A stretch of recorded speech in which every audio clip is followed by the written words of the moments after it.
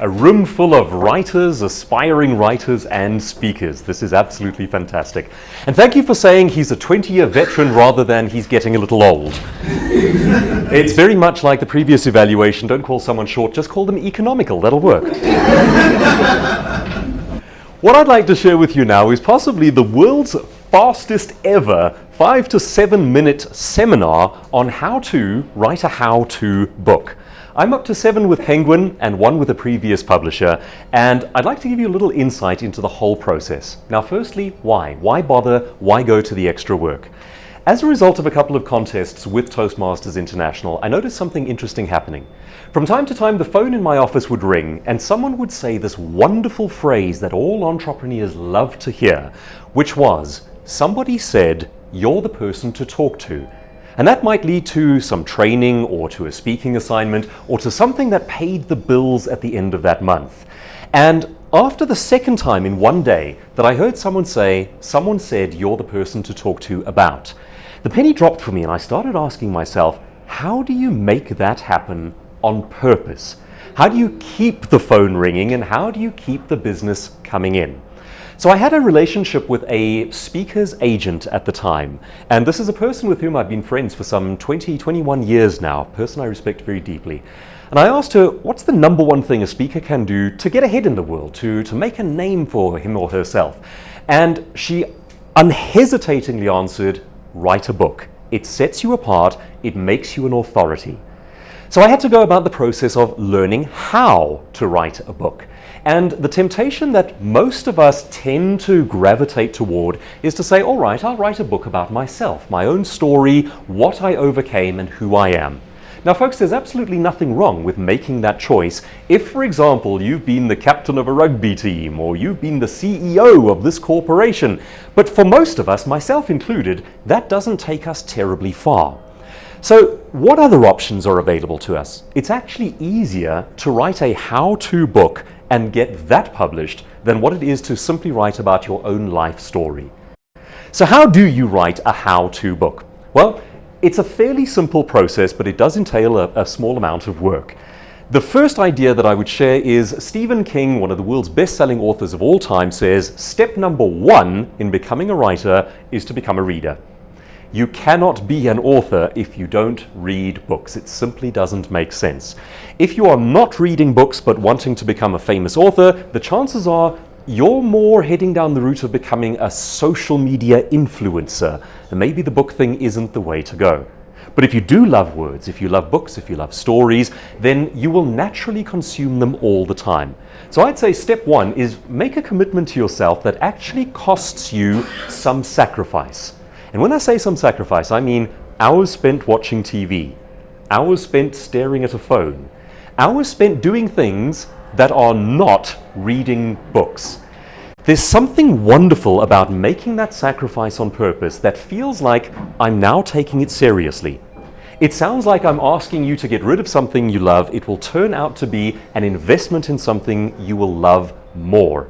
And even if you don't read physical books, do you have the Audible app on your phone? Okay, if you haven't gotten it yet, please download Audible, A-U-D-I-B-L-E. The app is free, but you pay for books that you download. I have a monthly contract where I download 2 books per month and I'm listening to audiobooks everywhere I go. So I was listening to a book on the way here, I will listen to one on the way home, and at home I then pick up and read paperback copies. There's no particular rule to this one. I like to listen to non-fiction but read fiction. That's just my particular preference. So next to my nightstand there's a creepy Dean Koontz novel, but on the way home tonight I'll be listening to something on business and economics. That's just my style. So if you decide that you would like to go that route, and you would like to write a how-to book, how on earth do you actually begin? What's the starting process? Well, let's take a topic that I've never written a book about, and I don't think anyone here has either. We'll take the topic off the top of my head of, say, how to get hired. Has anyone in this room written a book on how to get hired? Okay. If you had to start right now, and I challenged you to sit down and outline the chapters, would you know how to do it?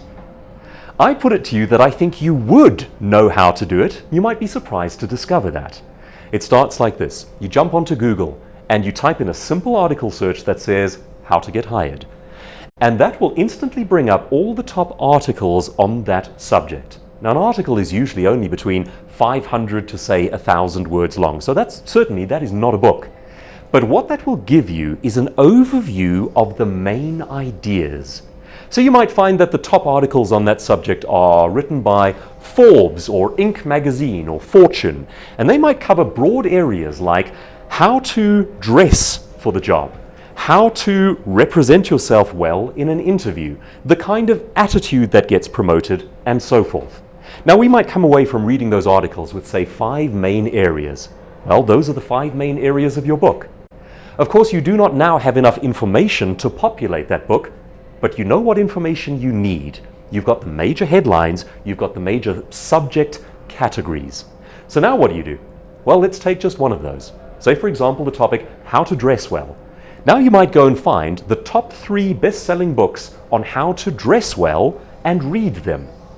Even that is not as much work as it may sound like. The first book you would read cover to cover, and that would make you familiar with all the major themes and major ideas within the topic matter of how to dress well. But by the time you pick up book number 2, you can simply scan it for ideas.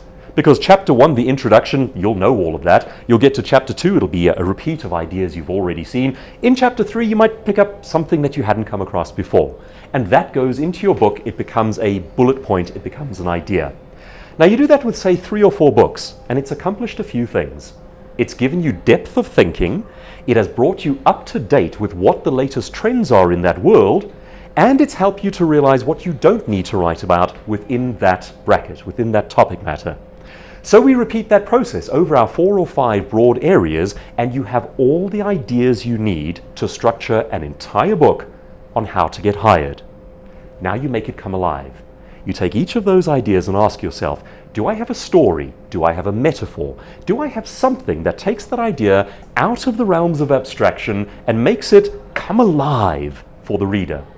Fill in the gaps and you have a how-to book. You propose it to a publisher by saying this, here is how my book takes the topic one step further. Do that well, you have a book on your hands. Mr. Toastmaster.